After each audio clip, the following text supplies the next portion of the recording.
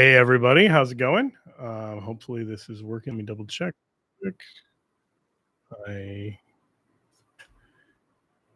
This is one of the biggest boomer things I do. Okay, let's see. Yep. All right, audio's working. I've had like a couple times where I got burnt, and I just am paranoid ever since. So I wanted to pick up where we left off. So for those of you who are new to this, every 2 weeks or so, I tried to do a Monday live stream around this time. Occasionally, if I'm traveling or something, I'll kind of vary it up. And 2 weeks ago, I was traveling. I was actually on vacation. And so it's been like a month, I think, since I last did it. So just if you need to understand how it works, I've got a couple questions that were left over from last time, but other than that, it's going to just be a question of if you want to ask something, you can super chat it.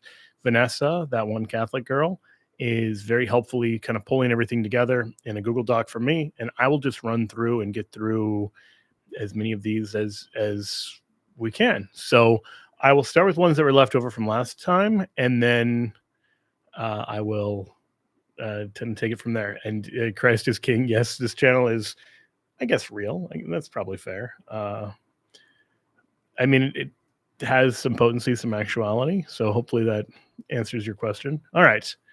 So from last time, Catholic Samurai was watching from under a highway overpass. He said it was raining and he was on a motorcycle. So hope he's still alive. He said, have you studied much regarding the diaconate? My thesis was on deacon angel typology. That's super fascinating. I think the deacon angel connection is one that is more commonly in the East, like Eastern Catholicism and Eastern Orthodoxy. And usually the connection I see for angelic typology is to the bishop or priest. And there's a couple reasons for this biblically. So in Malachi, for instance. So, okay, let me step back. Angelos, the word in Greek where angel comes from just means messenger. And the corresponding Greek or the corresponding Hebrew word is also used for someone who is speaking on behalf of God. So it's used in Malachi and I believe elsewhere to describe the priest. And so one thing we have to bear in mind is angel is a description of a job, not of a spiritual nature. Like we talk about angels and we mean these spiritual beings. But technically speaking, when we say angels, we mean messengers. It is actually sort of similar to when we talk about apostles. So just understand that, and then it makes more sense that, okay, there's a sense in which we can talk about Old Testament priests and in the New Testament, the bishops as well as messengers, because they're, speaking the message of God. So, for instance, in Revelation 2-3, if you are familiar with the 7 churches, Ephesus, Smyrna, Pergamum, I gotta look, Thyatira, we're never gonna get that one, Sardis, Philadelphia, and Laodicea. They are addressed to the angel of the church in such and such a place. And on the surface, you think, oh, this is referring to the spiritual beings. This is, just referring to the guardian angel of the church. And that interpretation makes sense at first. But then when you read what is being said to them, these would be kind of strange things to say to an angel. Like, for instance, do not fear what you're about to suffer. Behold, the devil is about to throw some of you into prison. Well, that's not going to happen of literal angels. Now, it could be not addressed to the angel, but is addressed, or it's addressed to the angel, but not about the angel for the church that they're representative of. But I think the better interpretation there is that the 7 angels of these 7 churches are 7 bishops. So all that's to say, yes, there is a connection to the diaconate because the deacon is also a herald of the gospel, and a herald is basically what an angel is. And so with the bishop, with the priest, with the deacon, there are times where they will be referred to with kind of an angelic typology, which, if you understand the role of angels, hopefully that's kind of self-explanatory. Oh, sorry, hang on. My second monitor occasionally goes black, so I need to, okay, here we go. It's working.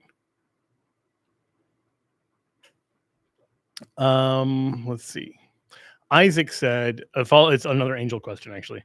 He wanted to know when the glorification of angels occurs. Was it when some angels rebelled and others didn't? Yes, the question of when, the danger with this is we're imagining that time works for spiritual beings the way time works for us. So we want to make three categories. God is in the eternal present. He is perfectly and presently the now. There's no past, present, future in him. He is who is, before Abraham was, I am. That's God. Changeless. We experience time where the experience of before and after is mediated through our senses and through our bodies, and angels experience something in between those two. And this has been called by philosophers sempiternity or aveternity, and it's confusing because we don't have a good kind of reference for it. The closest I can tell you is, like when you're dreaming and you're not restricted by the body's experience of time, you can have dreams that don't seem to work out time wise. You dream like an 8-day dream and then you wake up and you've only been asleep one night. That sort of thing can happen in dreams, and it works because you're experienced in it's obviously only an analogous way, but you're experiencing something of the passage of time without the mediation of the body and the senses. Angels, that's just kind of how they operate. So the way like knowledge works in angels, the way all this stuff happens in angels is different. One of the questions this gives rise to is, well, what does it look like then for the angels to have? Because they obviously have some kind of before and after, because this is very clear for like the demons. Lucifer was the light bearer and now he is Satan. Okay, that's clearly a before and after. There's clearly a change there. And trying to pinpoint that on our timeline, I don't think really works, because I think it's prior to us, but also just not really on the same kind of timeline. The other question this is related to is the question whether angels were created with sanctifying grace. And there is an ancient dispute on this. St. Thomas Aquinas argues that they were, which I think makes sense. I'm not going to get into all of the particular arguments there, but I will say one of the things we should take from that is taking 2 Peter chapter 2 very seriously. So the angels are given spiritual gifts and they're beloved by God. But 2 Peter 2 verse 4 says, "For if God did not spare the angels when they sinned, but cast them into hell and committed them to the pits of nether gloom to be kept until judgment," and so on. He gives several other examples. Then he says, "Then the Lord knows how to rescue the godly from trial and keep the unrighteous under punishment until the day of judgment, especially those who indulge in the lust of defiling passion and despise authority." Now, some people take the end kind of clause there and say, aha, this is like a strict double predestination. These people were never saved. But that would logically seem to say the demons were always demons. And that's just not what is actually being said by St. Peter, because he's clearly talking about some who reject authority, they despise authority, and they go into hell for this. So I give that to suggest you can also lose your salvation like the angels lost theirs. Now, we want to caveat that in some important ways. The angels are no longer at risk of losing their salvation because they've been glorified. And once they behold the beatific vision, once they behold God of himself, this kind of unmediated experience of God, then there's no longer capacity to sin because there's no room for the will to want anything more than it already has. Not like someone's forcing you, but like your heart is completely full in the best possible way. So I don't know. I hope that makes sense. But yeah, that moment of glorification seems to be some primordial moment of decision where some chose to rebel from authority and some accepted it. Salem says, "Hey, Joe, I just got baptized on the 20th of August. Your videos played a big part in my conversion, so thank you so much. Love from Denmark." God bless you and welcome home. That is incredible. I'm incredibly, incredibly happy to hear that. And so everyone, please say a prayer for Salem. It's a beautiful name, peace, right? So yeah, I'd love to hear more of your story again as you're able to share, but that's really wonderful. So thank you so much for sharing that. Young Baby Tate says, "What's the best rationale to the fact that we don't execute people for ordinary grave sins any longer, heresy, adultery, etc., Is it that we actually now reject that mode of punishment, or is it prudence? It's a combination, I think, of both things. The point of capital punishment in the old law was, at least in part, as an expression of divine disfavor and as an expression of the mortal nature of the sin. And if that lesson has been received, or is received as well as it's going to be received, then that gets rid of one of the arguments for continuing capital punishment. So even, at the time of Jesus, you don't see people living out the old Mosaic law in the settings of the first century. Like you see, there's a threat to stone the woman caught in adultery. But if you think about all the times you see people do things that were violations of the law that could have been stonable offenses, you don't see that happening very often. So there's a few things, I think, that go on with it. Whatever one thinks about capital punishment, certainly the prudence of doing something like that seems obviously not to be there. The idea that you're going to start executing people for uh, heresy, for instance. Now, I can understand saying, like, we're not going to give the same kind of rights to promote heresy. Error has no rights, etc. That's one argument. Totally different argument to say, like, let's start burning heretics at the stake. And that argument, anyone making that, I think, would just be thoroughly out of touch with, kind of with reality. And that's maybe a harsher way to say it than I mean to, but I mean to suggest it's not a serious or plausible kind of option. I don't think you'd find a bishop in union with the church who would say, this is what we need to start doing. And I think there's a reason for that. I think there's a few reasons for that. One of them being that it's imprudent. One of them being that it doesn't seem like it serves any of the natural ends for which it exists very well right now. Patrick McCoy says, hey, Joe, I'm curious about your thoughts on the traditional Latin Mass. Do you attend at all or enjoy it? And if so, why? And your thoughts about how things are moving more and more to the Ecclesia Dei communities versus diocesan. Yeah, my first exposure with the Latin Mass was in the Diocese of Alexandria, Virginia. And there was a priest who I loved his Mass at the Novus Ordo kind of A-frame church parish. And it was incredibly reverent, just incredibly reverent. And I was on the March for Life with him and had a little bit of time to talk with him while we were marching. And I said, why are your Masses so beautiful? And he said, well, because I love the Latin Mass. I was probably, 23, 24 at the time. And this answer was really shocking to me because I'd never been to a Latin Mass. And I had the impression that everybody who liked the Latin Mass was like schismatic. And so to see this priest who was normal, reverent, deeply in love with the church and the people of God, and a great pastor of souls, to see him kind of present this for why he was able to celebrate the Novus Ordo with great reverence was really eye-opening for me. And it didn't take long for me to start exploring the Latin Mass in the Washington, D.C. area and finding a really beautiful Latin Mass community there. And it was never like my ordinary weekly Mass, but I would periodically, go to the Latin Mass and pretty consistently liked it a lot. Mary Mother of God in Chinatown used to have a long-standing Latin Mass that I believe is no longer there. But it was a great community. Justice Scalia was sometimes there. So yeah, I got to experience the Latin Mass in a pretty diocesan setting. Since then, I've had experiences that were largely positive at both the Institute of Christ the King and the Fraternity of St. Peter. And I've seen many great and good Catholic communities. Now, does it sometimes attract weirdos? Absolutely. But I don't think that's a reason to reject the Latin Mass. I mean, the library attracts weirdos, but that doesn't mean you reject the library.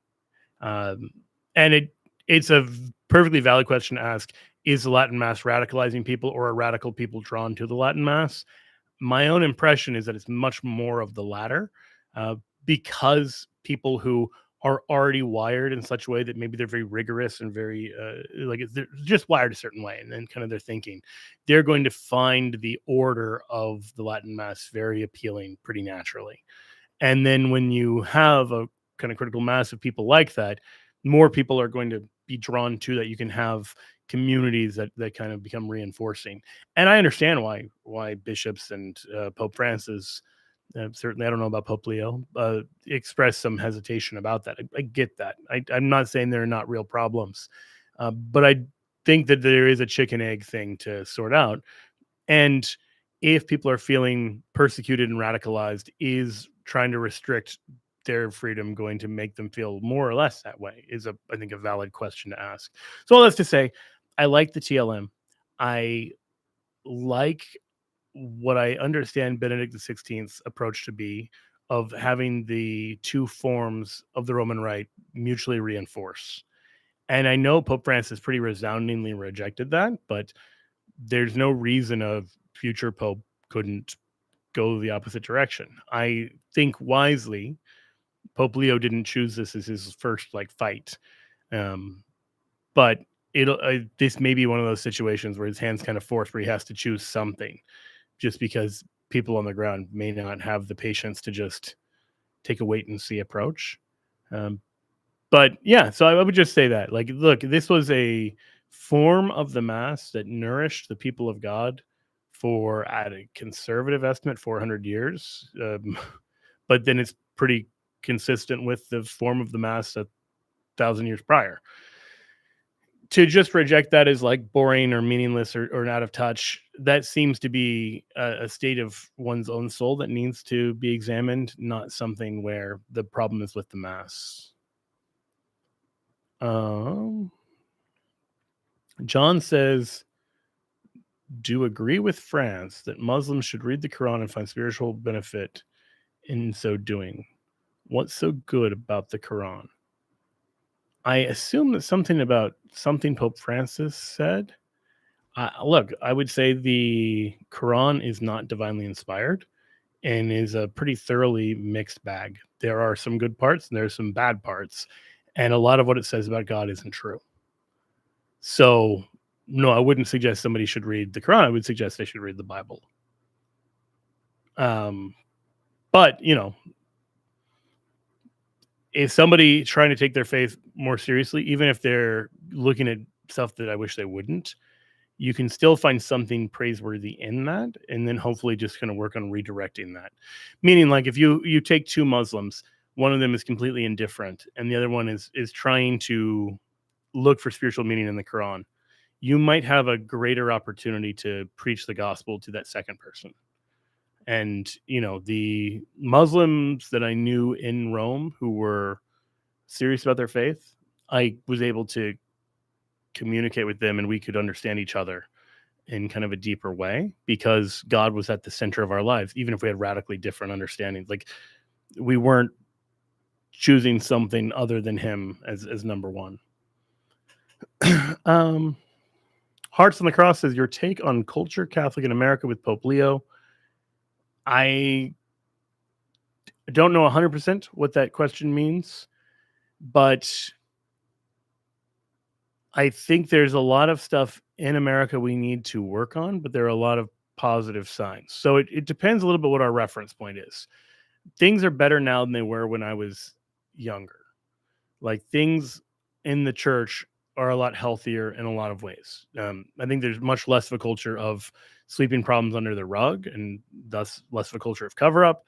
I think there is more of a culture of actually disciplining bad priests, not just for sex scandals. I mean, just heretical and out of control and disobedient priests are much less likely to get away with that today. And so I'll give you an example. I was just yesterday, I was talking with a guy from Michigan.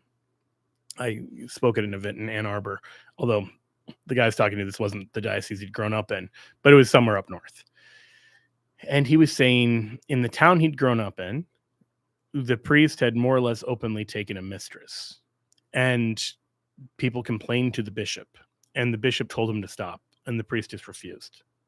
And then the bishop told him he needed to leave the parish. He was getting removed, and the priest just refused. And the bishop backed down because he was, presumably worried about priest shortage or causing more of a ruckus or a scandal or something. And it's a heartbreaking story because it's a kind of just weak-willed leadership that will only bear bad fruit. Like, you are not going to have a healthier, stronger church in a generation by letting stuff like that slide. Because who is going to be inspired to the priesthood in a parish where there's open concubinage? Who is going to be inspired to kind of become the next generation of priests? So, in your fear of losing one warm body to fill the ranks of priests, you might be costing 5 future priests. That sort of thing isn't just morally abhorrent. It's not just absolutely, just weak-willed and pusillanimous. I'm mispronouncing that. Like, it's small-souled, opposite of magnanimous. Pusillanimous. There we go. It's also just a dumb long-term investment. Now, unfortunately, the way this often works is the people who pay the consequence aren't the bishop making the bad decisions. It's the laity and the church a generation after. But all that's to say, like, there was a lot of crazy stuff happening in the 70s and 80s and into the 90s. And I see tremendous change and improvement. There are also new threats, and things like the internet are much bigger. And so the number of people we're losing, not to any great argument, but just through the culture of distraction and diversion, or to the moral corruption of things like pornography, that is a sizable problem. So I see a lot of really dark clouds on the horizon, and I see a lot of areas where it looks like things are heading in a good direction for the church. It sort of depends on which day you ask me, like, which one I'm going to notice more. But I think both of those things are true. Like, things are getting worse in many ways in the world, but there's also, I see a hunger in young people that I didn't see in young people in my own generation, and that is exciting. So I don't know if that is the answer to your question, but I that's my general kind of feel. I think Pope Leo, from what I've seen so far, he seems fantastic. He was somebody who was barely on my radar and was not on a lot of people's radars. And I'm just seems like the Holy Spirit. I was talking to somebody who said to me last night,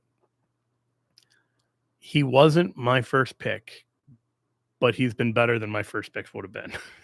And it was just this realization of, like, his style. He's so gentle. He is, he's not a coward. He's not like people like him because he's afraid to do anything, but he has this air of just sanctity and seriousness about him that he seems to have his head on right. And I don't know, there's just something very exciting about that. For a first American pope, very happy that it's Pope Leo. And Eric said, if you could be anything but Catholic, what denomination would you join? I wouldn't. I mean, it's a hard question to ask. Because I'm trying to think of the situation that would arise. Like, did the Catholic Church just not exist? Did, like, it get disproven somehow? Depending on the circumstances that would arise, if it's, well, you can't be Catholic because they found the body of Jesus and he never rose from the dead. Well, I wouldn't be Christian at all. Or if it was, well, they completely disproved the papacy somehow, some ortho bro online or something. I mean, maybe Orthodox, but it's hard to, I'm at a place, and I don't mean this with any disrespect to Protestants. I can't believe any of the stuff I believe about the visible church, not just the papacy, just the visible church, and think that what God wants for everyone is that we should all join one of the several different options emerging from the 16th century and its aftermath. And that, God secretly wants everyone to be Lutheran or Methodist or Presbyterian or whatever. I don't think there's any sufficient conclusion to come to that. And for the record, I don't think Lutherans, Presbyterians, etc., think that either. But then that forces you to ask another question, like, well, does God just not care then? Is it just a sort of, he's indifferent to denominations or to all these different theological traditions? We're fighting about all this stuff and God doesn't care. He's an agnostic about it. So there's something about that whole way of viewing the world that I just don't see it. I don't mean that as some knockdown, drag out argument against it. I just don't understand the internal logic of it, no matter how hard I've tried. I can understand someone saying, I think, double predestination is true because of these Bible verses. Fine. I get the case by case sort of thing. But when you step back and just say, Do you think God meant everyone needed to be Calvinist even before Calvin, and they just didn't know it? That's a much weirder case, because then you start to ask, like, well, how did he not make that a whole lot clearer? So I would maybe, like, if I'm indulging a lot of counterfactuals here, I could understand coming to a place of believing in Eastern Orthodoxy or Oriental Orthodoxy, but I don't know what it would look like to get to a place of affirming Protestantism as viable, or Mormonism, for pretty similar reasons, actually. Um, Speaking of Orthodoxy, both Eastern and Oriental, I've got an episode coming out tomorrow on this topic of why I'm not Orthodox, big O Orthodox. Hopefully, I'm small O Orthodox. Levin says, I'll enter the church this Easter. God bless you, Levin. My wife isn't converted, but sees holes in Protestantism. We have a son on the way. Should he be baptized ASAP or enter with me in the hope that all three of us enter together?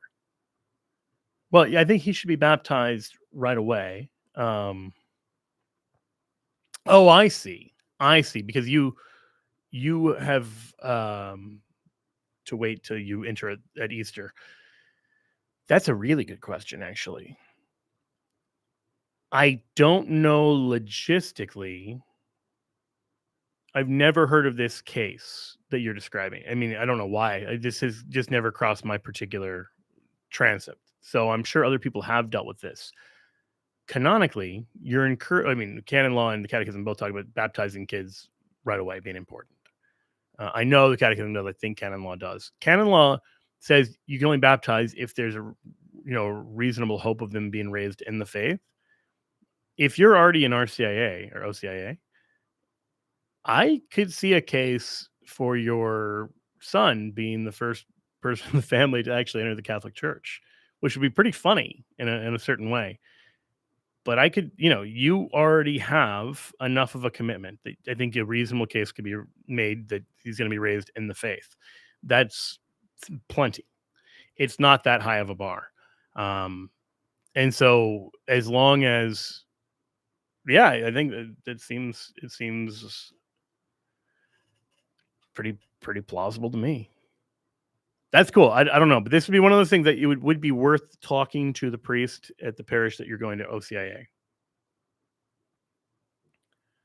Jose said, who are the saints that St. Paul speaks of in his letters? They seem to be alive. My brother-in-law said we're all saints. He even claimed he is a saint. So we use the term saint in different ways, because saint means sanctified, like made holy. And there's a sense in which that has already begun, like in your baptism. And so we can talk about the saints in that sense.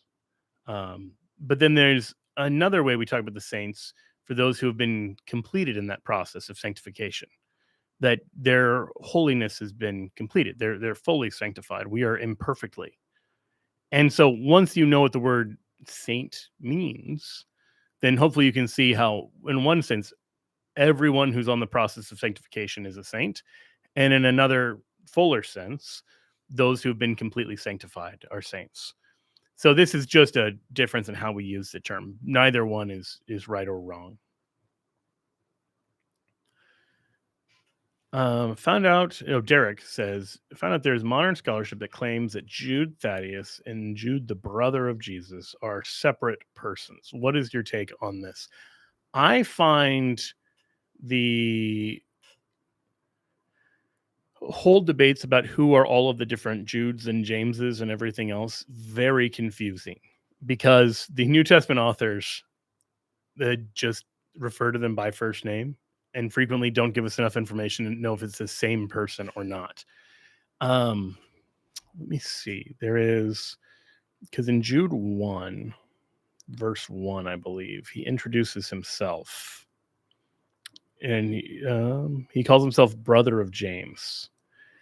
And that matches up with the description in Acts and Luke.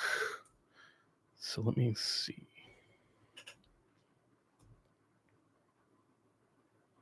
I think.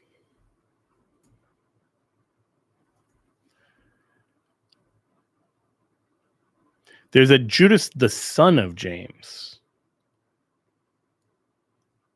And that's in Acts 1. That throws me a little bit. I remember. Well, I mean, it's Judas of James is what I'm imagining it says there, but maybe it does say son. Maybe it says bar. Let me look at the Greek here. This is a good question. I'm stumped. I don't know.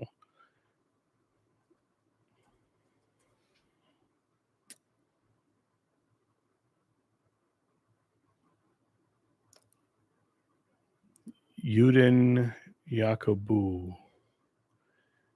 Okay, I think that just says Judas of James, which would normally mean son of. I wonder if that could mean brother of in this particular context, because of him being known as the brother of James.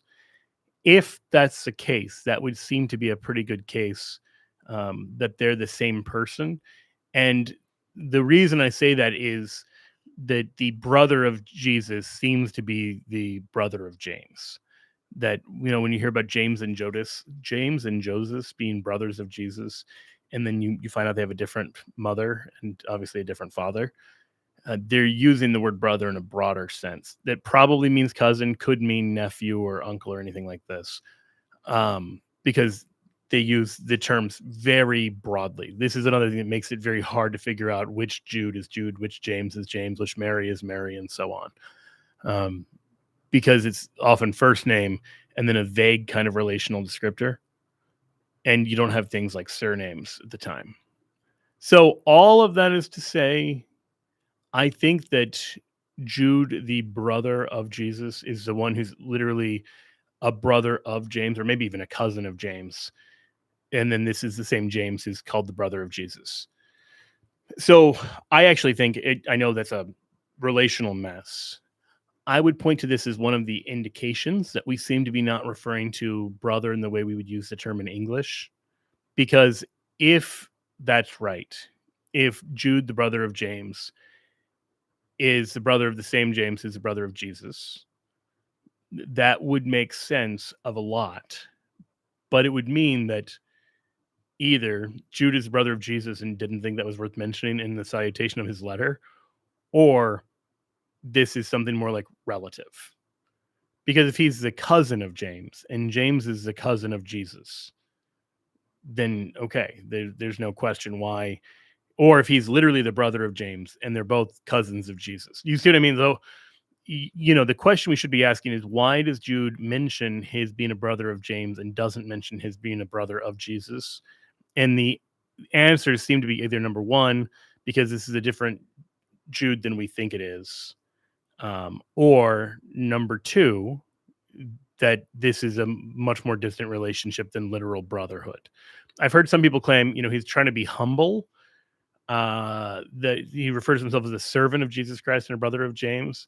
But it seems like a very strange argument that like humility is going to lead him to not mention that he's the brother of Jesus, but then James is fine talking about being a brother of Jesus. I don't know. That seems weird. Either way, I completely understand everyone who looks at that and says this is a confusing family tree. All right. Amber says, can you talk about penal substitutionary atonement from a Catholic perspective? If not, PSA, which atonement theory or theories are taught by the Catholic Church? So I was actually thinking about this today because I don't care for penal substitutionary atonement as taught in, more traditional Calvinism as I understand it. But there is nevertheless a sense in which we can talk in a certain sense about Christ bearing the consequences of our sins, including the penalties of our sins. And I think the way I would analogize that is like, let's say the father of a family does something wrong and he's punished by the court. He's fined or he's sent to jail. Does the rest of the family suffer from the punishment? They do. But that's different than the judge like pouring out his wrath on the family. So there is a sense in which Christ shares in our punishment because all of the sufferings he undergoes are a result of the consequences of sin, including direct divine punishment of sin, not just natural consequences. So in that sense, Christ does share somehow in the consequences or in the punishments of sin. And I don't know that there's anyone who would disagree with that. But the sense of penal substitution, as I understand it, where it becomes controversial, is this idea that God the Father pours out his wrath upon the Son, and that the Son pays the penalty for our sins in some more direct and literal sort of way. And there are several problems with that view as I see it. Number one, it seems to create a tension within the Trinity itself, that the Father and the Son seem to be pitted against each other. If there is a single divine will, then what is going on with Jesus? Is he pouring out wrath upon himself?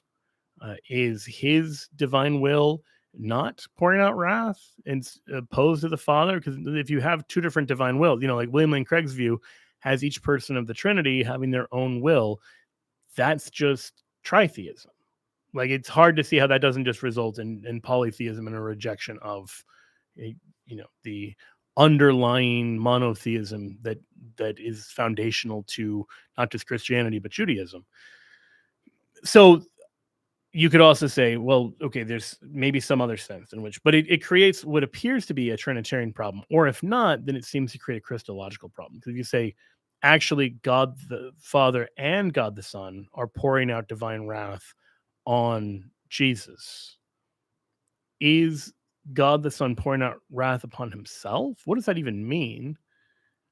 Or is this a separation of the divinity and humanity of Christ, a sort of undoing of the hypostatic union? And R.C. Sproul said things that seem to hint in the direction of undoing the hypostatic union, and that creates some huge Christological problems.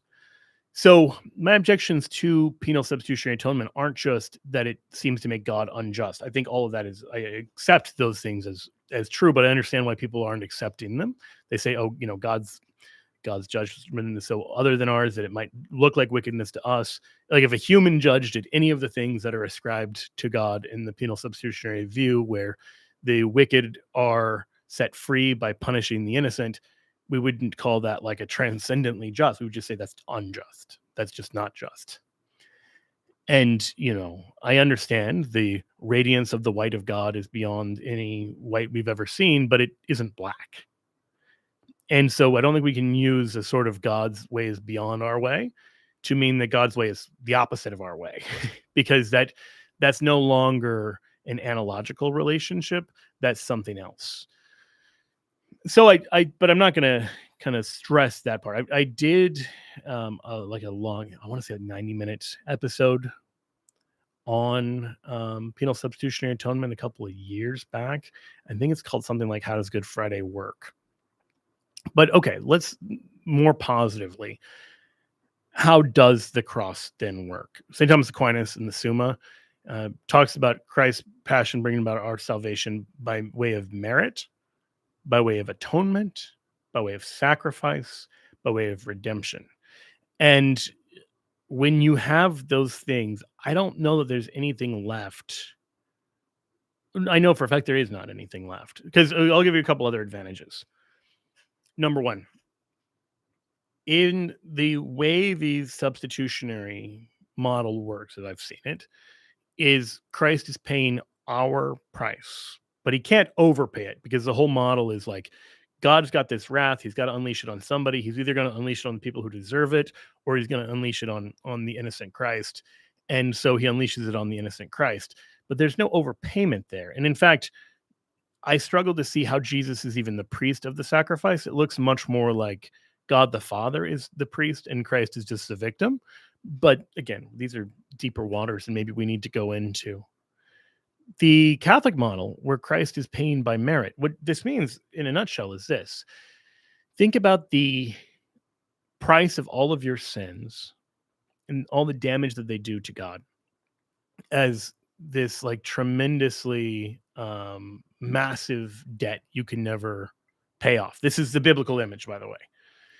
Now, Christ is able to not just pay it off, but go infinitely above and beyond that.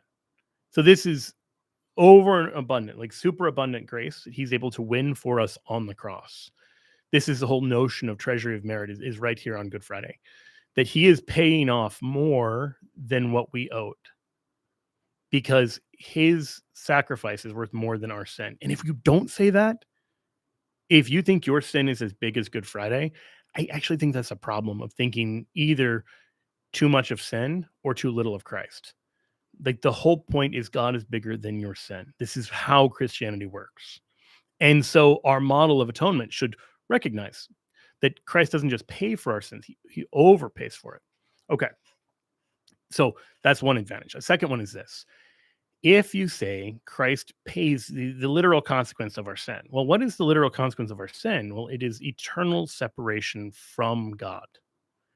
And so that would seemingly require Christ to be eternally damned. And I don't know how you would kind of get that. And if he's not eternally damned, then how is he paying our price? Like, how is he the substitute in our stead? Seems like he's doing something else instead. You see what I'm saying? So if it's one of you has to go to hell for all eternity, you or Jesus, well, neither of those is a good answer. And if your model is Jesus goes to hell for all eternity, I think this raises huge problems. There are Calvinists who seem to have recognized this as a problem. I don't know that I understand well enough how they view themselves getting out of it. I think it seems to be that because Christ is this eternal person, he can suffer infinitely in a finite scope. So in a way, it's like he's infinitely damned. I don't think that's a good model for a lot of reasons, partly because God damning himself is, again, you run into big Trinitarian and Christological problems. But the third is actually that it seems to do something very strange to soteriology, like the way by which we're saved. So it seems very fundamental in the New Testament that we are not saved. We are enemies of God who are then brought into friendship with God, and the cross brings us about. It's applied to our life in some way, and we would say that way is baptism. That's another conversation. But there's some means by which we go from unsaved to saved. But here's the problem. If you say, as I've heard Calvinists say, and I don't know how widespread this is, but I've heard Calvinists say this, Christ paid for my sin on the cross, and so it would be unjust for me to go to hell because it's already been paid for. There'd be double payment, right? Like Christ took the debt, he paid it off completely, and so I don't have to accept it. It doesn't have to be applied. It just is already paid for. Like if somebody picks up your tab, the restaurant can't then bill you anyway because you didn't realize somebody picked up your tab. It would be theft, right? Like they would be doing something actually immoral in that situation. Well, likewise, if Christ has paid off our debt and he did this on Good Friday in such a way that it has already been applied not just in potency, but in actuality, that it becomes impossible for me to go to hell, and because it would be unjust for me to go to hell, then there was never a moment in my life when I was ever unsaved. I was saved either from all eternity or at least from Good Friday, certainly before I came into being. So if that's the case, then I never was saved by faith. And so strangely, you end up undermining justification by faith, or at least salvation by faith, if you accept that kind of principle. So yeah, I would say for all those reasons, I would prefer the traditional, just frankly, the traditional Christian views on this. Now, you will find old authors who talk about Christ bearing the punishment in some way. I don't think they mean it in the Calvinist way. And I think that becomes very clear when Calvin very clearly proposes his model of penal substitutionary atonement and the kind of pushback that it gets. That's received as a novelty, and I think reasonably so. Okay.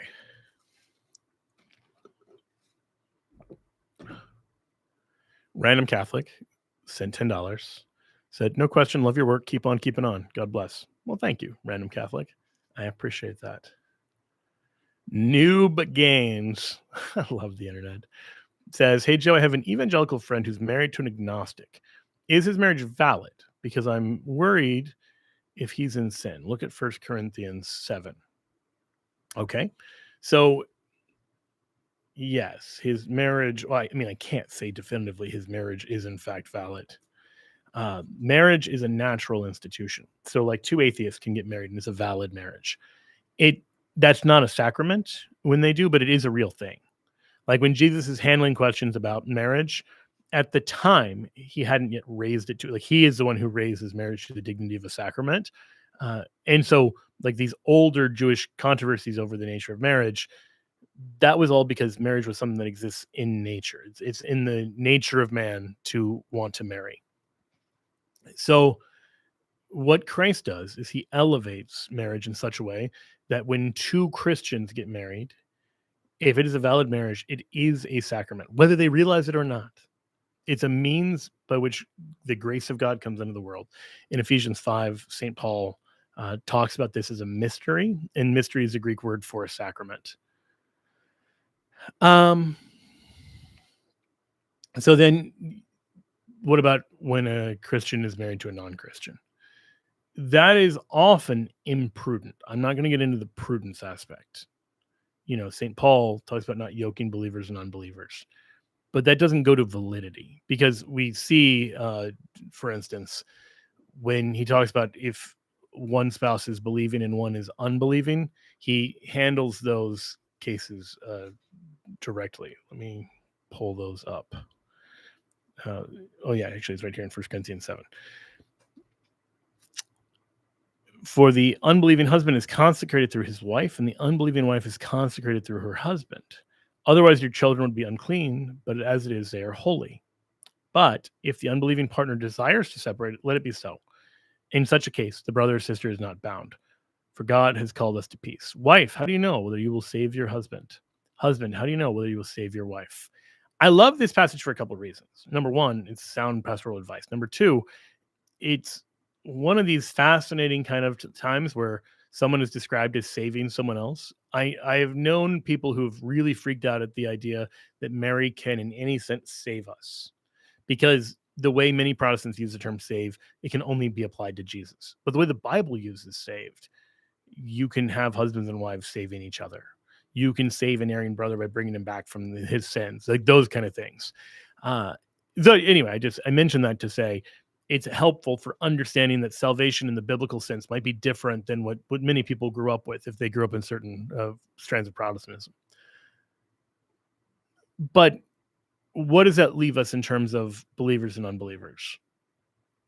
So it's usually a bad idea to be married to someone who doesn't share the faith.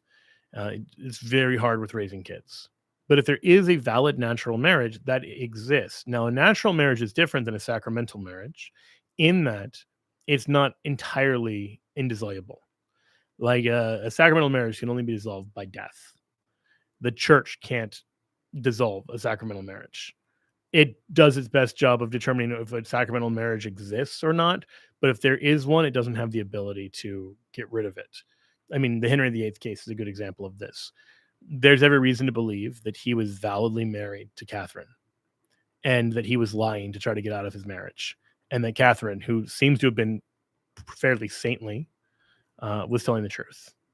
In that case, the church can't just say, well, it would be very politically convenient if we could just set aside this marriage, because we are not above the sacrament.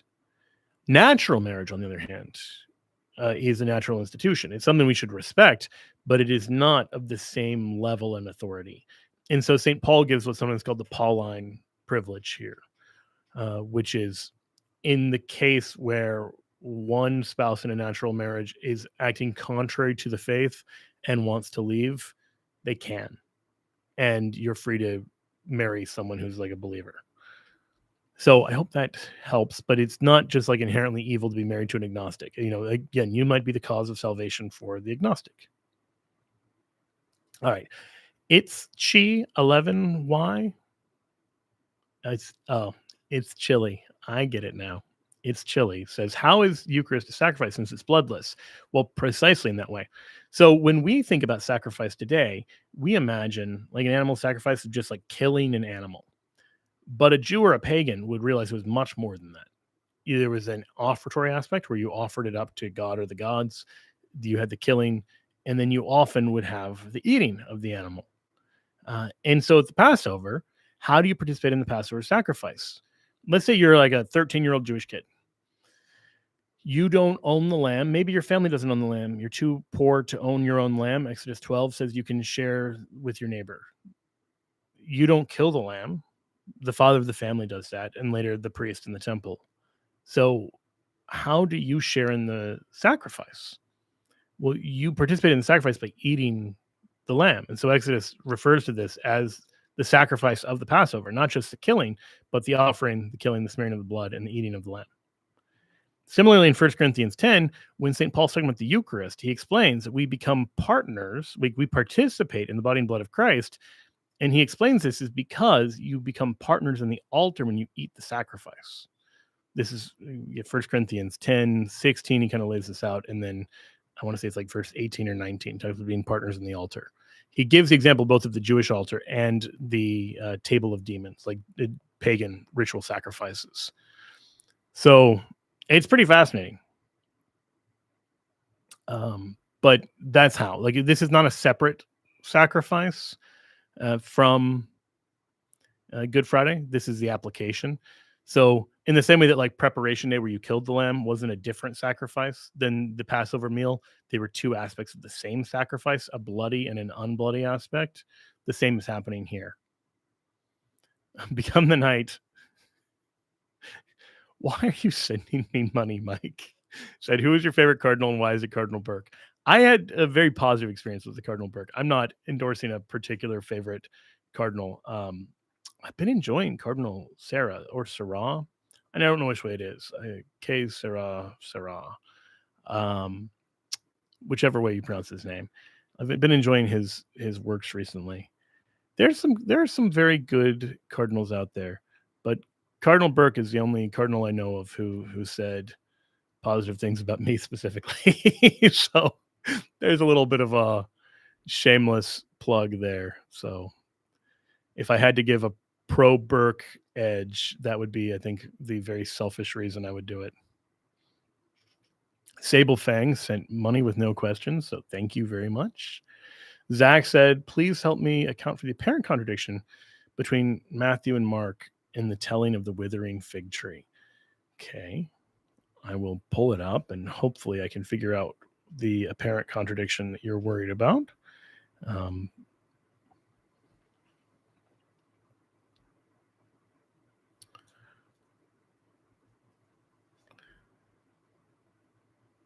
I guess the first thing to notice is the fig tree occurs twice.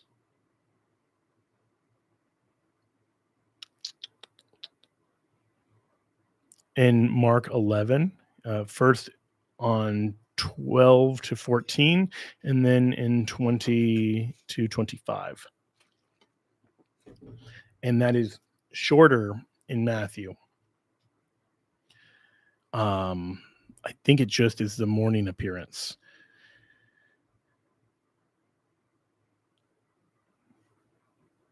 And so, yeah, I think what you have here might just be a periscoping. So in the way Mark tells it, Jesus is hungry. He sees a fig tree and leaf. He goes to see if he can find anything on it. He finds nothing but leaves, for it's not the season for figs. He says, may no one ever eat fruit from you again. The disciples hear it. Then Jesus cleanses the temple. This is a significant detail. It's not an irrelevant side thing because we're seeing the juxtaposition of the fruitlessness of the fig tree and the fruitlessness of the temple. And then the next day, they go by the fig tree. They see it's withered away to its roots. Peter remembered and said, Master, look, the fig tree which you cursed has withered. And Jesus said, have faith in God, and then goes on from there. Matthew shortens all of that, or Matthew's version is shorter. He just says, in the morning, as he was returning to the city, he was hungry, and seeing a fig tree by the wayside, he went to it and found nothing on it but leaves only. And he said to it, may no fruit ever come from you again. And the fig tree withered at once. When the disciples saw it, they marveled, saying, how did the fig tree wither at once? And so we don't know in Mark's telling. I mean, they see it's withered in the morning. We don't know if it withers at once from Mark's telling.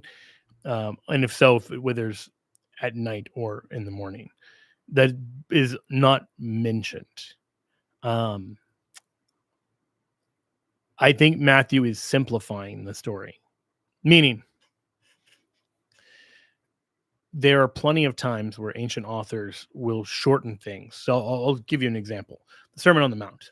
think about how long the Sermon on the Mount is. That would be a very short speech. Like if it was just Matthew 5 or even just like a few chapters of Matthew, that would be a surprisingly short speech to come out and hear a preacher say that little and then be done. So what you're almost certainly getting, and I think there's no dispute about this, is a sort of highlight bullet point sort of version of this. And frequently they're just presenting the events without having a concern for strict chronology in the same way we are, and without trying to get a verbatim word for word kind of dictation. They're giving you the gist of what happened, and under the inspiration of the Holy Spirit. But this is also one of the ways in which ancient writers kind of operated. There's a dispute between Lydia McGrew and who was she fighting against? It's on the tip of my Mike Licona. So Mike Licona argues that ancient authors actually did several things that we would regard as like not acceptable for modern writers, like even in histories, and that this was uncontroversial. That is a debate where I don't feel qualified to get into all the particulars. But one thing to note is like the genre of this, like the Gospels are biographies, but they're first century biographies. They're not 21st century biographies. And some of the writing conventions are different. So there might be things told in it, for instance, like pretty famously in Mark's gospel, he uses Kai, like and a lot. And also he'll often say things immediately happen and immediately and immediately and immediately. And that doesn't mean that they literally happened just one right after another. He's giving you a sort of action-packed gospel. But even the earliest witnesses to the Gospel of Mark mention that he's not concerned for chronology. Like he's not trying to put everything in the exact chronological order that it came in. He's worried that you get the stories of Jesus. The chronology doesn't particularly matter. And again, this is just a difference in how we write history today compared to how people wrote history back then.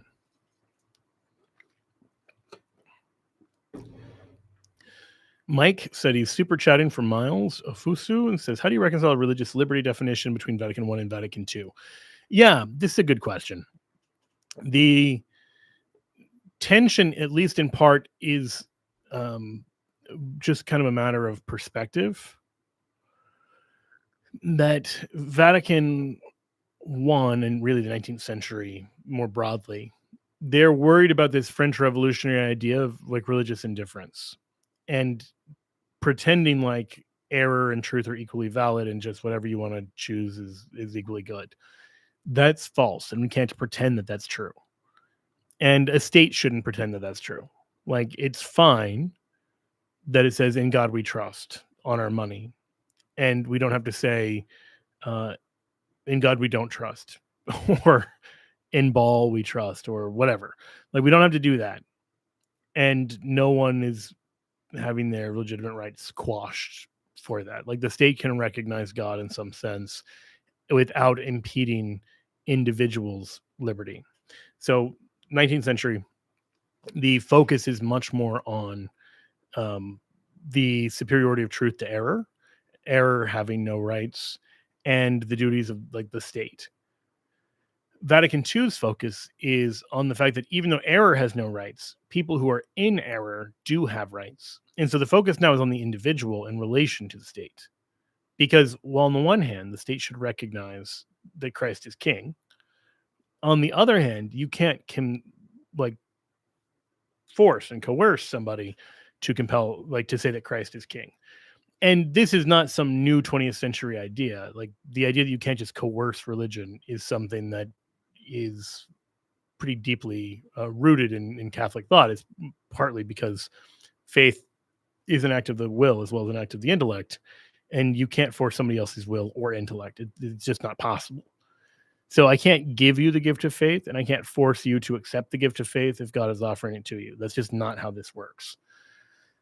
So Vatican II is recognizing there are limits on kind of what you can and should do to a person. And so the traditional formulation about the duty of the state is actually left untouched. I'll I'll quote from Dignitatis Humanae.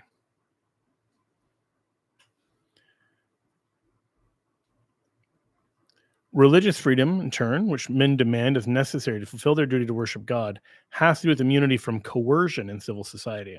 Therefore, it leaves untouched traditional Catholic doctrine on the moral duty of men in societies toward the true religion and toward the one Church of Christ. So, the false version of religious freedom or religious liberty just says every individual just figures it out for themselves. The state's job is to just remain completely neutral.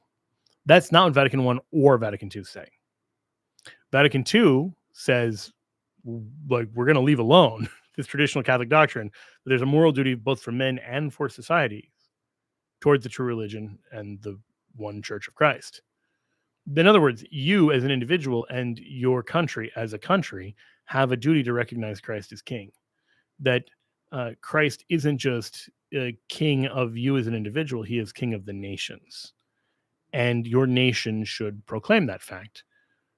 That's not in any way precluding us from also affirming individuals should be freed from being coerced in civil society.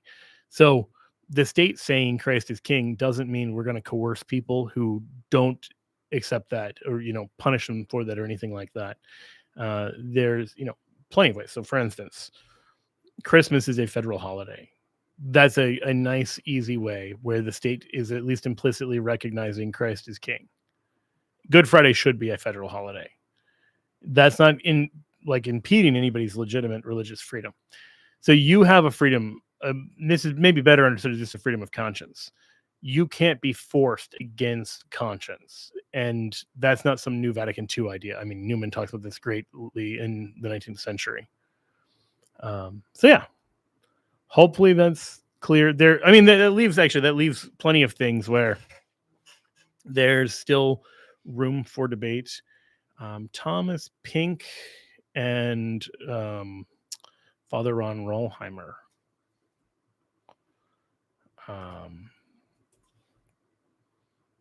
had a debate at the De Nicola Center for Ethics and Culture 9 years ago.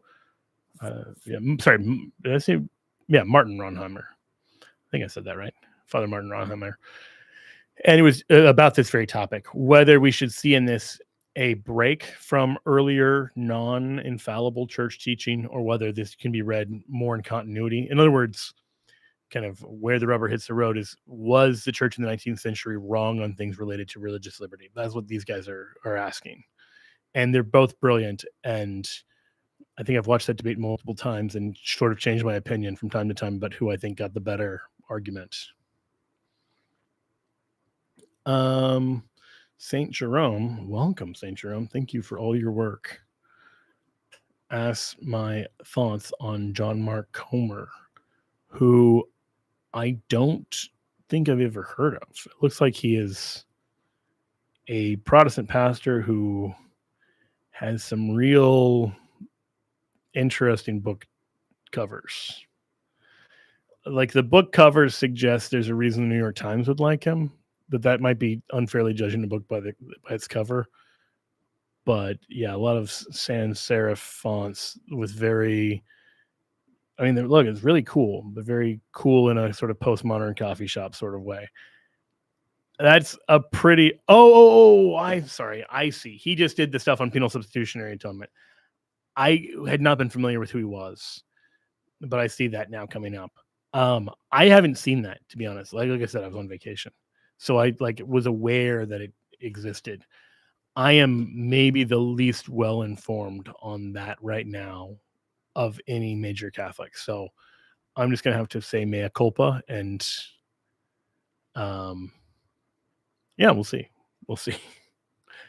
Carson sent me a Canadian dollar, a loonie, I believe, and said no question. Well, thank you. I appreciate your 11-sided currency.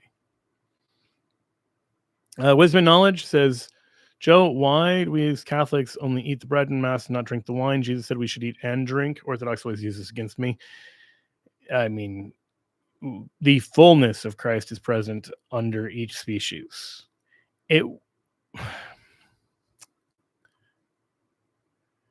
The priests are instructed to do both. the individual is not actually instructed to do both, as far as I'm aware. Maybe there's some passage I'm not familiar with, but because Christ is fully present with both, you're not missing any of Christ. From a sign value perspective, I completely get the prudential argument that it's a more perfect sign to receive both species, and when both are offered, I receive both. There were a lot of kind of logistical things in terms of the implementation of widespread communion under both species that led different parts of the church to approach different practices in how they administered the sacrament under one kind or under both. And later Orthodox would take this as some like knockout blow against Catholicism. That strikes me as absurd on its face, because why was there not a schism when this first happened? So, like, I don't know actually the full history of communion under one kind.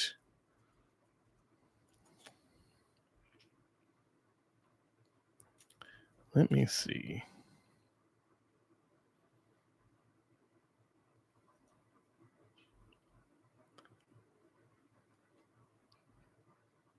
Oh yeah, that's a very good point. So in the 3rd century, we have accounts of people taking the host into their homes, or particularly into monasteries, and this seems to have been widespread around North Africa with people like Saint Cyprian.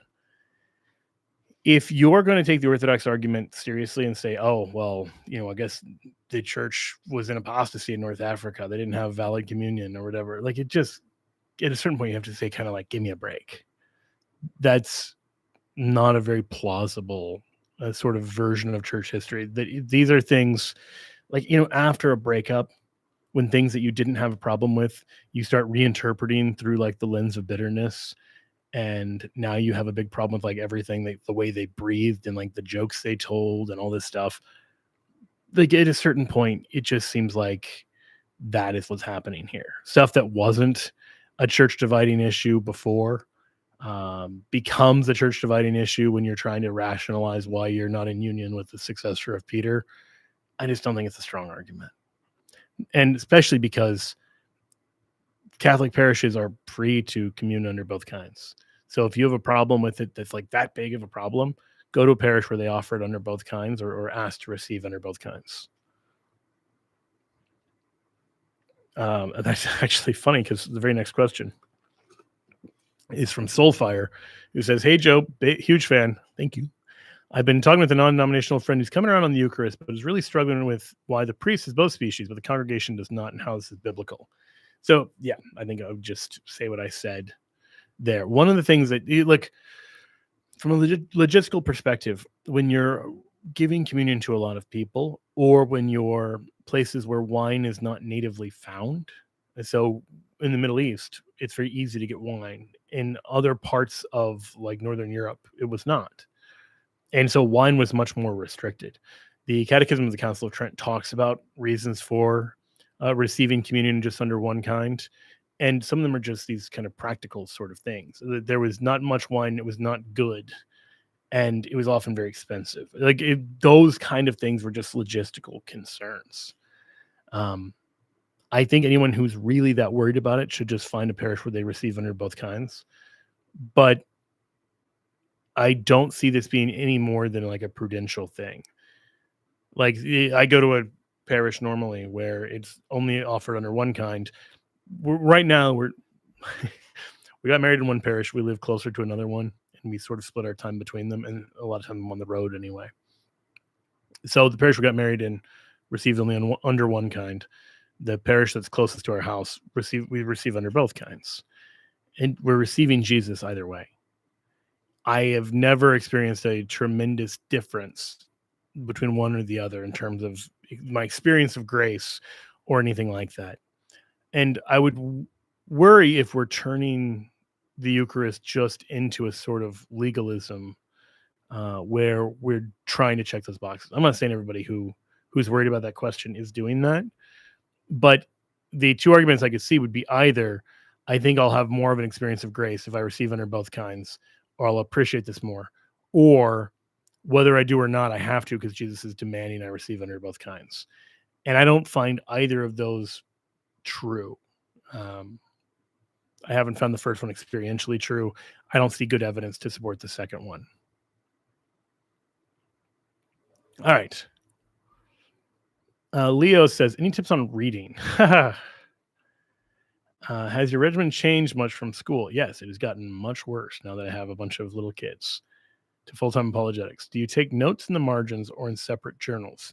Will you reread books immediately or revisit them later? Okay, so the last one's the easiest. I often will revisit them later.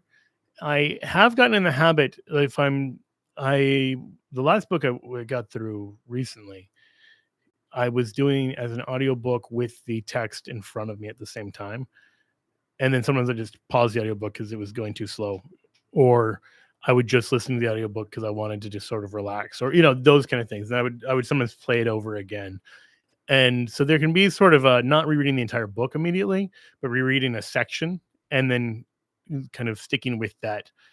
St. Francis de Sales has some very good advice on spiritual reading, where he talks about it as like when you're in a field of flowers, you're not going to take all the flowers home with you. Like when you have a really beautiful time of prayer, you can't take all of that with you. What you should do is gather a bouquet. And so you should find some spiritual points that are life-changing or at least really helpful. And you should write those down and you should take them with you, and you should resolve to take them with you. And I think it really does help in those kind of cases to write them down. The Intellectual Life by Sertillange. A.G. Sertillange. Sertillange is spelled, as you might imagine, Sertillanges. If you didn't catch that, just play it again. He's a Dominican who wrote a brilliant book on the spirit conditions and methods of the intellectual life. And it's brilliant. I don't do most of the things he says to do, but I should. And he had this incredibly helpful like note-taking system and everything else. So he talks about when to work, how to work, like very practical kind of tools, and just clearly like had this really down to an art. And so there's something really beautiful. If you want a good book on that, I would recommend that. One thing he didn't mention, I have a Google Doc that I just call podcast scrapbook. Occasionally it'll happen. I'm reading something or I see a clip and I think, oh, this would make a good point, or I should respond to this, or something I want to interact with this. And I just write this, I like copy paste it actually into the podcast scrapbook. Similarly, I use Google Keep just because I used to use Google Keep and it doesn't cost money. A lot of the note-taking apps I used to use now cost money, which is super annoying when you've put hours of time into an app and then suddenly you have to pay for it. In any case, having the ability to just write down random notes is very helpful, partly because one of the places this often comes up is I'm trying to pray or I'm trying to do some spiritual reading and something comes up or I see something and I think, oh, this would be really good content, but I don't want to turn prayer into just like content farming. So I'll just like write it down and move on. So I don't know. That would be what I would recommend there. News Queen says, LDS claim, after the apostles all died, around 101 AD, there was no clear understanding of who Christ was until 325 AD. Also, they claim that church fathers said revelation ceased after apostles died, so you have men declaring to God he can no longer speak. Well, let's unpack the different aspects of that. The idea is not that God is not able to speak. The idea is that the faith was once for all delivered to the saints, as Jude 1:3 says. That Christ is the full revelation of God. So when we talk about God speaking, we want to talk about revelation in two senses. Private revelation, God speaking to you, and public revelation, God revealing himself. Revelation literally is the unveiling. And so God unveils himself fully in the person of Jesus Christ. Done. That's it. And the apostles have this particular mission. And so in the apostolic era, they spread this message and they record this and all this, but there's no further revelation after this time. And the early Christians seem to be very clear about that. They seem to understand that very clearly. And so I understand that there are LDS who object to that and say, well, I think we should see the prophetic office and all of this continuing. In the New Testament itself, you don't see anybody else getting ordained an apostle after Matthias in Acts 1. I mean, you have Paul being called an apostle, but you don't see them setting up apostleship or creating an ongoing office of prophet in the same way. So you see people who are still prophetic in that sense, but you don't see ongoing public revelation as something that's just like a perpetual thing. Now, I admit you could read that two different ways, but I think it's clear enough that the faith is delivered once for all to the saints. And so that's not just some like later thing. Second, it's not true that there was no clear understanding of who Christ was until 325 AD. There were disputes about whether the divine nature of Christ was the same as the divine nature of the Father, or if there was some sense in which God the Father was more God. And you find this confusion, or at least the seeds of this confusion, in the New Testament. There are plenty of places where, my Lord and my God, Jesus is just referred to as God, full stop. There are plenty of places where prophecies about Yahweh or things that, were the word in Hebrew was Yahweh, then have Kyrios for Lord and are applied explicitly to Jesus. So, at his name, every knee shall bend. That was a prophecy of Yahweh, and then it's applied to Christ. So then it's like, okay, well, seemingly you have this whole body of texts that say Jesus is the God of the Old Testament, but there's these other places that seem like the Father is the God of the Old Testament. And so is the Father more God than Jesus? And so that was one thing they were trying to figure out. You don't have like the Da Vinci Code thing where people thought he was just a man until he was declared Son of God at the First Council of Nicaea. That's a myth. That's just nonsensical. They believed he was God. There were ongoing questions about how to understand the doctrine of the Trinity. But we find the word Trinity even used from 181. So unless you just say but there were non-Trinitarian heretics, there are still non-Trinitarian heretics. That doesn't mean we're confused. As for the notion of an apostasy, I think a good passage to have in your pocket is 2 Timothy 2. Just remember a lot of twos. 2 Timothy 2:2. It's really 2 Timothy 2:1-2. But if you remember 2 Timothy 2:2, you'll end up with the second half of the verse, and that'll bring you where you want to go. In 2 Timothy 2, St. Paul says to St. Timothy, "You then, my son, be strong in the grace that is in Christ Jesus. And what you have heard from me before many witnesses, and trust to faithful men who will be able to teach others also." So what I'd say is this, the overall picture of the New Testament is that the church is growing and is strong. There are problems, to be sure. There are going to be problems, to be sure. No one's blind to this. But despite all those problems, the church is nevertheless clearly in its ascendancy in the New Testament. This is foretold by Christ, who compares it to a mustard seed that'll grow into a mustard tree. It's foretold by Daniel 2, which compares it to, the stone that become like the stone not formed by human hands, forming this great kingdom. You've got all this stuff. But then you also have just all the testimony in places like Acts. You have the testimony in the letters of Paul where he's praising people for their faith, and you see the clear growth of the church. Why is this a problem from an LDS point of view, or for that matter, from certain Protestant points of view that believe in an early great apostasy? Because if all of this is going well, you can't say, and then basically the moment they get done writing the New Testament or the moment they all die, it all just stops. It all falls apart that quickly. I don't think you can tell that story with that evidence. It doesn't really make sense. So let's bring that back to 2 Timothy 2:1-2. Paul has given instructions to the next generation. Timothy, who seems to be about a generation younger than him. Timothy, we know, grew up in a Christian family. So we already are seeing multi-generational Christianity.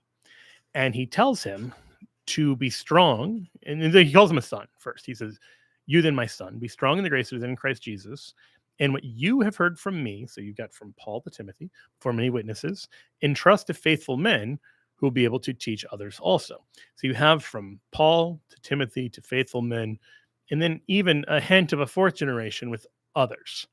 So you have the clear pattern of a propagation of the apostolic faith in a multi-generational sort of way, where Paul is giving Timothy the faith who's going to give it to others. Now, if your view is just like that didn't happen, St. Timothy was like just disobedient or he was just terrible, then you would seem to have to say that not only Timothy was a failure, but also Paul was a failure, because Timothy's task was to entrust the gospel to faithful men. And Paul had already done this by entrusting the gospel to people like Timothy. So if Timothy is not a faithful man, if Timothy is not someone who's going to do what he's told to do here, then it's not just that Timothy has failed to entrust the gospel to faithful men, but Paul has failed to entrust the gospel to faithful men. So I think the whole idea of a great apostasy is just very clearly contrary to plenty of New Testament texts pretty explicitly, and also contrary to the whole overall New Testament story, if that makes sense. All right, Oscar says, hey, Joe, is there anything you think is missing in Catholic content online? Not necessarily apologetics, just topics you think are overlooked. Yes. I think there is often a bifurcation between like spirituality and apologetics. And as someone with an interest in both, I don't know how to bridge that, but I wish that it was easier to bridge. Part of it is a demographic thing. Like the apologetics space is about 80% male. The spirituality space is like 80% female. I've seen a few people very successfully do things in both spaces. Matt Fradd is the obvious person who comes to mind. He has kind of a unique role as, a host more than I hate the phrase content creator, but you know what I mean. Like he's not so much like making content of his own. He's more helping people to share things that are meaningful and amazing to them. So he's able to kind of do that. But I think that what I see is less like a topic that's overlooked and more just not connecting these disparate sort of topics. But if I had to choose like one topic, I wish we talked about more theosis, like the idea that I'm not just called to not go to hell. I'm not just called to go to heaven. I'm not just called to like bodily resurrection. All of those things are true, but I'm called to be made godlike. And every decision I make is bringing me closer or further from that goal is amazing. And I wish that was something that we talked about a lot more. And Bydrick said, haven't seen an apologist discuss anathema in depth, only in brief. I still see it come up often in Protestant polemics. Any thoughts? Where can I email you some amateur research I've done on this? I'm not going to give my email address out right here. I've done that once or twice before, and I'm already bad enough at replying to email. I don't want to just broadly give it out. But I would say Jimmy Akin has done some stuff on anathema. I haven't done a super deep dive. The thing I would say on anathema is this. A random Catholic then said, if I name my dog anathema and I try to teach him to sit, would I be committing a sin against canon law? Very clever. I'm not going to answer that question. I assume it was a joke. I understand jokes. But to get to Bydrick's actual question on anathemas, when you have Christ say something, for instance, the expectation is that you're able to understand that he has said this and you're able to do it. There's a doctrine of impossibility in law, that if a law is impossible to fulfill, then you're not bound to it. So, I'll give you an example. We had to renew the tags on our car and then COVID happened. Well, obviously, everything was closed down. We couldn't renew the tags on the car. We were legally not at fault. The state had made it impossible to fulfill the requirements, and therefore we couldn't be held legally guilty. Well, this is a basic principle of justice, not just of law, that you can't demand someone to do injustice something that they're incapable of doing. Like if God said you can be saved, but only if you can make a square circle, or only if you can fly like a bird, and he's not giving you the power to do that, or it's just logically impossible, that would be unjust. That would actually be unjust. And you can't just say, well, God can do whatever he wants. No, God can't act unjustly and irrationally. And this would be both of those. So when it comes to anathemas, and when it comes to any of the teachings of Jesus, understand that when he says do X, he's referring to people who are capable of doing X, and that he doesn't have to specify that every single time. He's also referring to people who know that they're supposed to do X. And you have those kind of criteria, at least implicitly, throughout Scripture. So, for instance, Luke 12:48, to whom much is given, much will be expected. To whom more is given, more will be expected. Or at the cross, when Jesus says, Father, forgive them, for they know not what they do. Or in Acts, where St. Paul says that if the leaders of the people had known, they wouldn't have put Christ to death. So there's this understanding that ignorance, innocent ignorance, can be exculpatory, or at least a mitigating circumstance. Well, likewise, literal impossibility. So the thief on the cross is a great example. We don't know if the thief on the cross was baptized or not, but if he wasn't baptized, it would be literally impossible for him to get baptized. There's no world in which Christ is going to send someone to hell because they haven't done something they're literally incapable of doing. Another example, and this might be triggering for some, so I give that as a caution, I guess, like preserving your virginity until marriage. Someone who's the victim of a sex crime, in a literal biological sense, has lost their virginity, but in a moral sense, they haven't, because they haven't consented. And so it would be an impossibility. And so they can't be held morally accountable. All of this is subsumed in a basic principle of Catholic moral theology, which is that sin is in the will. So sin is not just misunderstanding. Sin is choosing to misunderstand or choosing to disobey. It's always a choice that I've made, or a choice that I've failed to make that I should have made and had the power to make.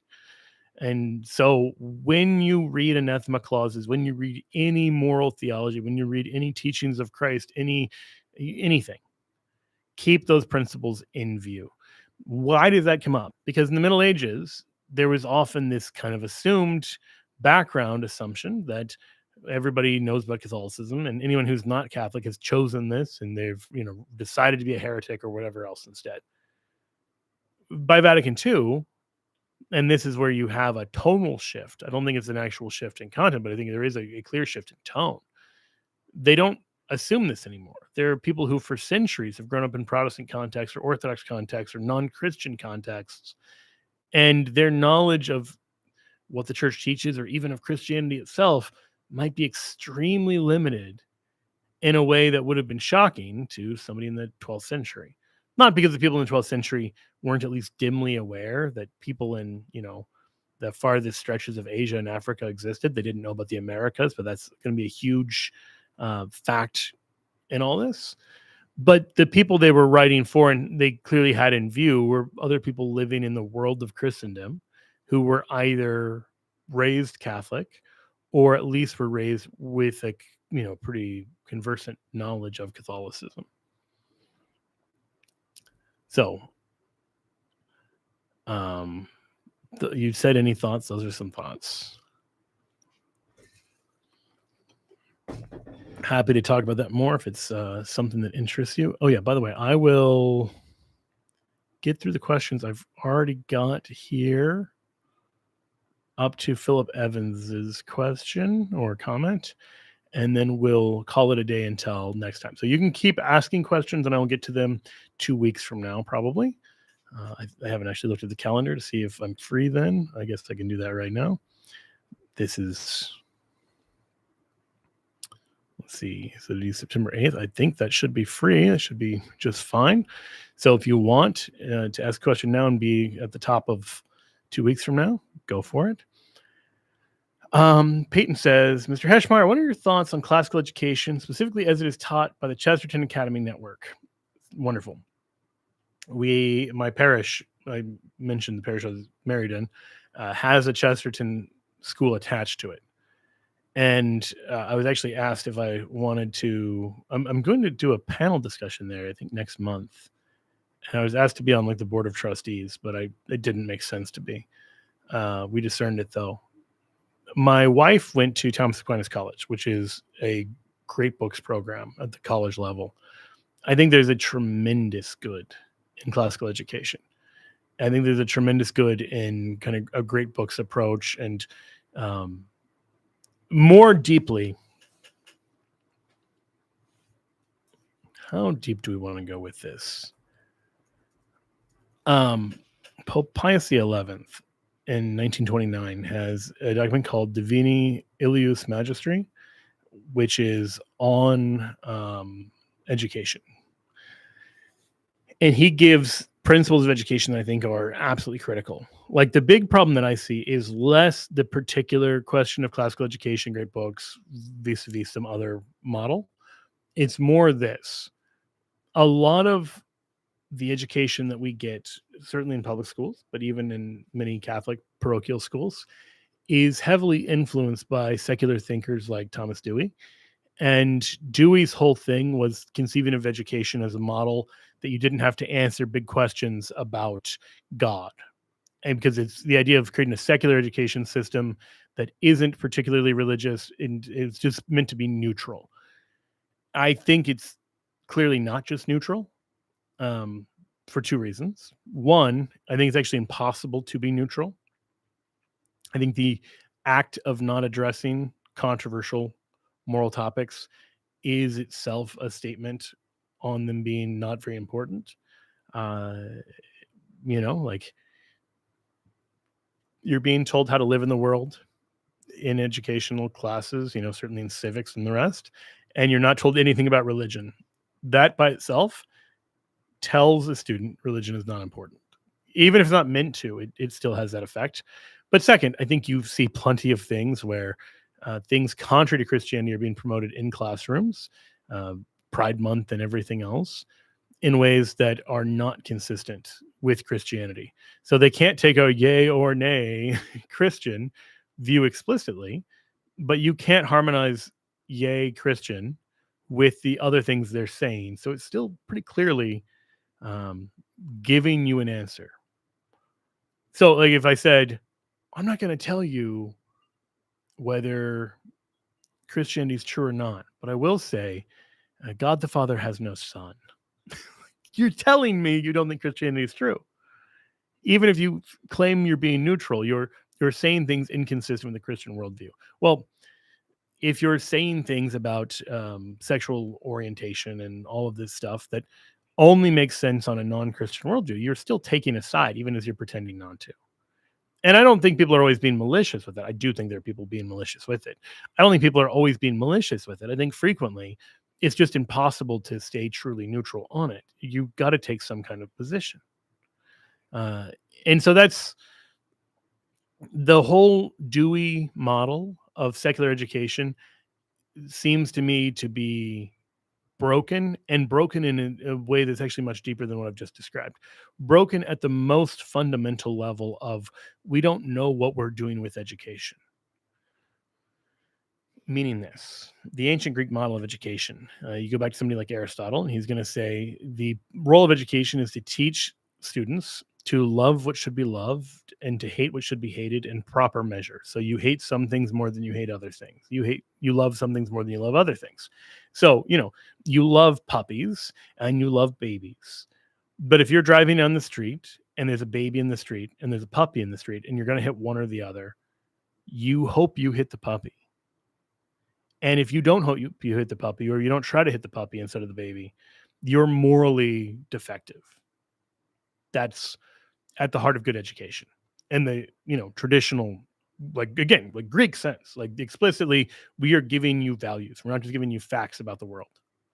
The values are what the facts are there to serve. The facts help you to see the values you ought to have. Then you get this idea, well, no, education is actually just kind of like job training. This is just going to help you be like a better citizen or help you be a better like functionary as a worker, etc. And so we don't know why we're doing education in the first place. One of the things that I find personally infuriating, and I'd found this personally infuriating before I became directly involved in it, but now as parents of kids who receive vouchers to go to a Catholic school, I find it way more infuriating is that there are public school and teachers union reps who are suing to try to get vouchers programs declared unconstitutional because it's viewed as unfair that some kids and not others can go to private school. Number one, if public schools were good, this wouldn't be an issue. Like if public schools were good, people wouldn't be trying to get out. Like if your approach to public schools is like East Berlin, where it's like we need a wall where people can't leave. It's not fair if some people get to leave and not others. You're saying something incredibly indicting about your own system. But second, if you truly care about the well-being of the students, of every individual student, and the students and their parents believe they're going to get a better education at a private school, and all the test scores suggest that they will, why would you not put that first? And so instead, like, we're actually sacrificing the good of students on the altar of things like teachers unions. And there's all sorts of stuff from the COVID times that point to this as well. Like, the number one factor in terms of how long a school stayed closed had nothing to do with COVID infection rates. It had everything to do with the strength of teachers unions in that district. Like, we had abundant evidence that kids were low risk for COVID, and that keeping them at home away from school was going to be devastating to their intellectual development. And we were fine with that collectively, like as a country. So all that's to say, the education system in the US is broken, and Catholic education should face that fact head on and say, we need a very clear idea of what it is we're doing with education. And we need to be extremely clear about that. I think that'll be actually very attractive, not just to Catholic parents, but to sane parents who may not be Catholic. And I think it just is getting all the pieces moving in the right direction, because it's very easy for me to say that right here. It's much harder to present that in a way that we're able to build an entire curriculum around it and get all the teachers and administrators and everything else on board. All right. The noob that died says, how to explain religion and tradition to an evangelical.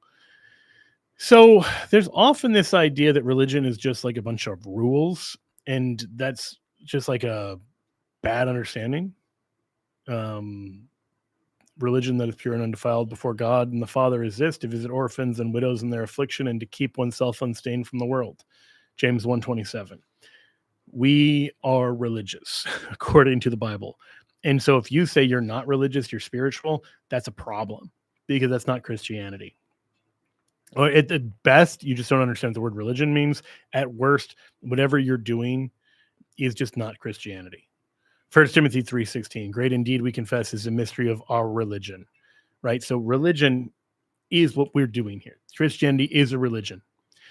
Second, religion does have rules.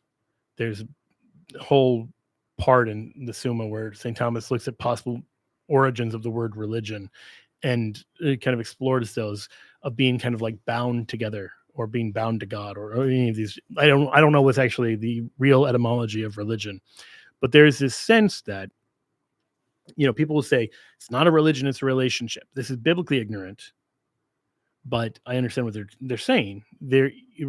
Christianity is about relationships. It's about loving God and loving your neighbor. But as you may know from ever trying to do this, just knowing I should love my neighbor is not particularly helpful, or that I should love God is not particularly helpful if I don't know how I'm meant to do that, because I could do that in some pretty destructive sort of ways.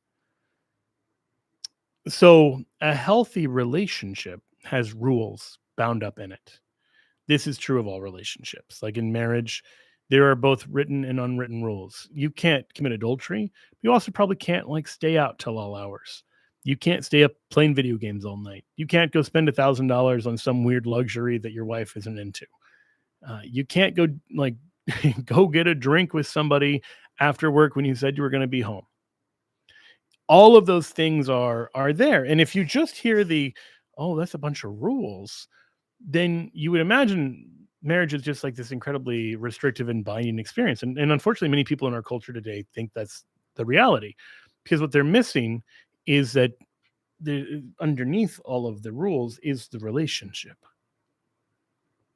That the reason you say no to all of the things I just mentioned is because you say yes to someone that you love.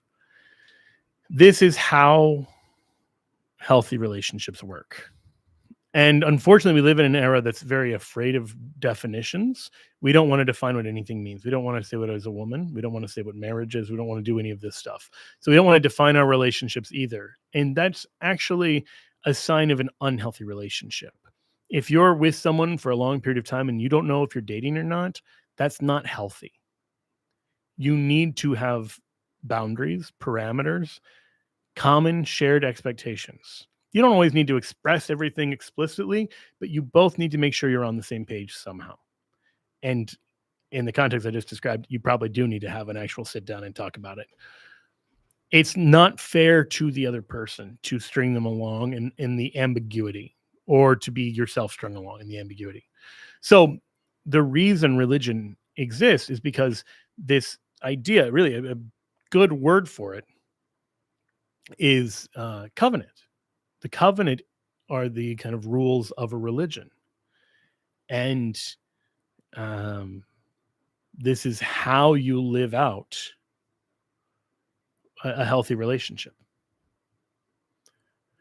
All right. So that's the religion part. The tradition part. A tradition is a thing passed on. And explicitly in Scripture, both the teachings of the apostles and the New Testament writings themselves are described as traditions. They're things passed on. So 2 Thessalonians 2:15 says, "So then, brethren, stand firm and hold true the traditions which you were taught by us, either by word of mouth or by letter." And it says right there, traditions, paradosis. That's a thing that's passed on. Now, you will find Jesus condemning people using man-made tradition and elevating man-made tradition over the word of God. But two things to note there. One, Jesus is not saying tradition, even man-made tradition, is just always bad of itself. It's not. If you've got a tradition where every Sunday before church you do the readings at home with your family, it's a really good tradition. You should maintain that. The Bible doesn't say you have to do it, but it's clearly a good tradition. But if you turn that into some divine absolute that it was ever meant to be, then it could become a bad thing. Like if you said, "Well, we can't go to mass today, kids, because we didn't have time to do the readings first.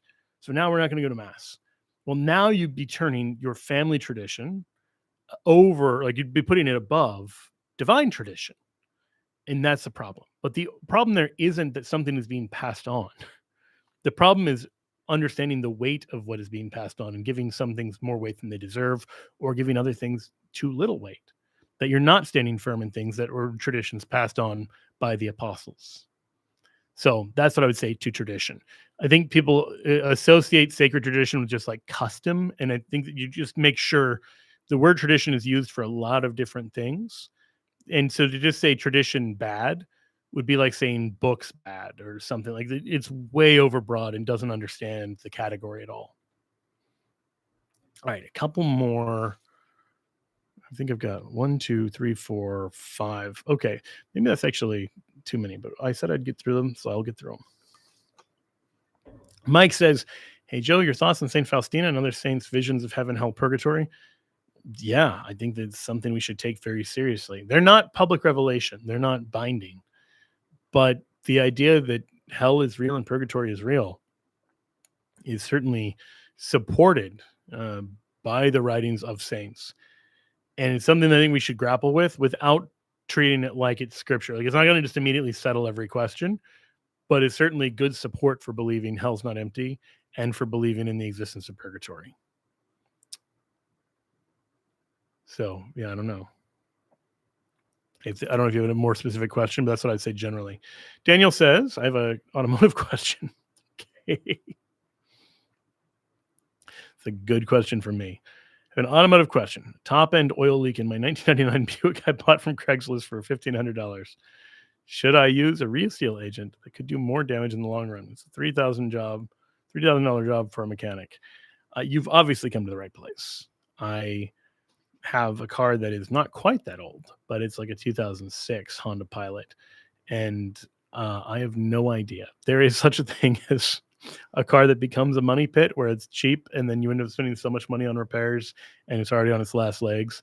On the other hand, like we got the carburetor replaced a couple of years ago on the Pilot and it's still going strong. It's not much to look at, but it is moving us from place to place. So we're very grateful for that.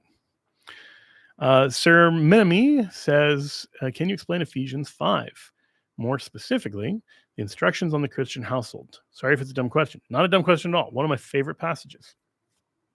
So, beginning controversially, you could begin this in verse 21 or 22, Verse 21 says, "Be subject to one another out of reverence for Christ." I think that's actually a good place to start because it should shape how we approach this whole thing. We have to talk about leadership because some of us are called to lead in different contexts. But whether you're called to lead or follow, everyone is called to be a servant.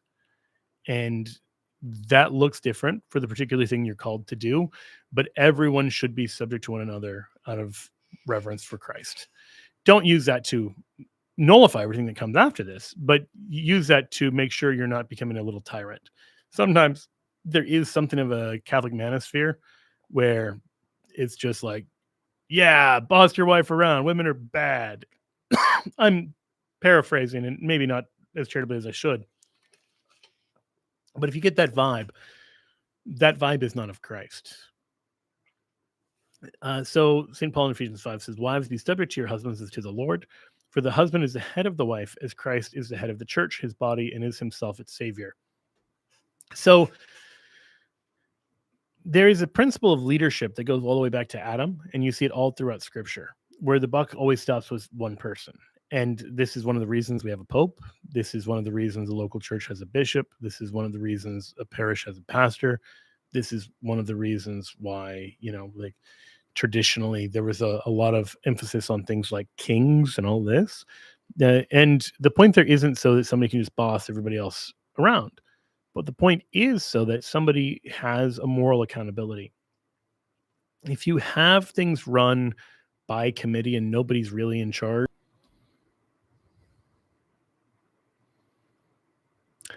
Sorry about that. I think I'm back now. Okay, good. Yeah. The devil didn't want me telling you the truth about Ephesians 5. Oh,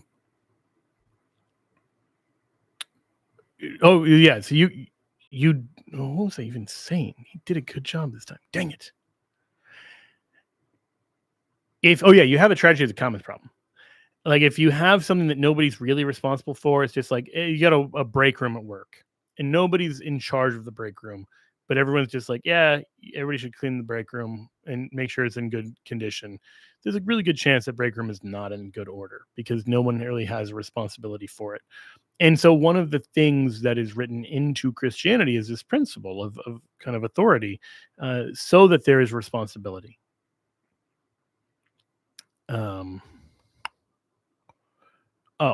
Sir Minimum says, "I asked this question because I got into a disagreement with the director of catechesis in my parish about it because he denies the husband being the head entirely." Oh yeah, no, he's just wrong.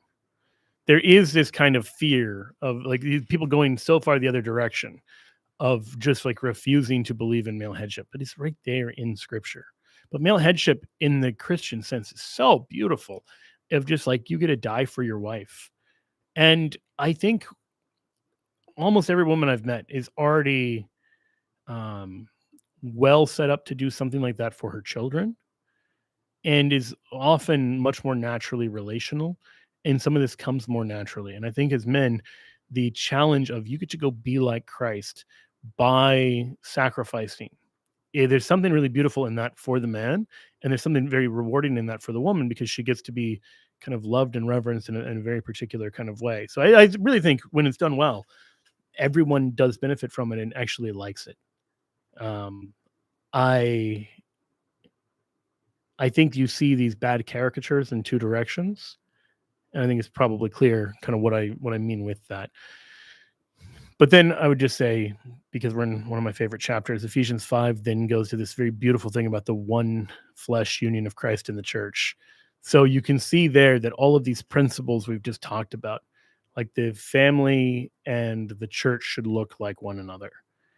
And thanks be to God, neither the family nor the church are just run by presbyteries or committees or anything like that. They actually have leadership, and we're so much better off for it.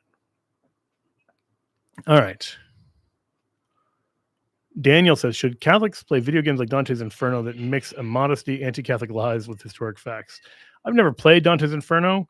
You have not made me think it's a good thing to play. Like, look, this is a tricky question when you're dealing with any source of media, because sometimes you can have something that is it's wrong about something, but you like it in spite of that. You got a book and occasionally it says something wrong, or Maybe people use language you don't want them to use or whatever else. But it's a good book in spite of those facts. Or you just take like a simpler example. You've got a book that depicts evil without glamorizing it, but it shows really ugly things. That's okay. And there might be a time and place for that. When you have a video game, you actually get into a little bit more of a complicated situation because you are acting. You're not just reading. You're not just a passive observer. You're actively engaging with it. And so if you are being called upon to act in a way that's leading you astray morally, I think you should be very wary of that. I only hesitate to make that an absolute don't do it for a couple reasons. There are times and places where something is so clearly in the realm of game that you're not being led into evil. So, for instance, if you're playing Risk, you don't have to be like, I'm not sure if the invasion of Kamchatka satisfies the criteria for just war. It doesn't. It's a game. It's fine. But if it's something where like there's immodesty, if it's leading you into like sins of the flesh, just steer away from it. No game is worth your soul. So if it's causing you to sin, don't do it. Yeah, hopefully that's clear. But I don't think it's an absolute rule where like the mere depiction of evil isn't automatically bad. But if it's doing something bad for you, the fact you're asking the question may be a sign not to do it. But again, I say this without having ever played it. I don't know how bad it is or what your experience with it is.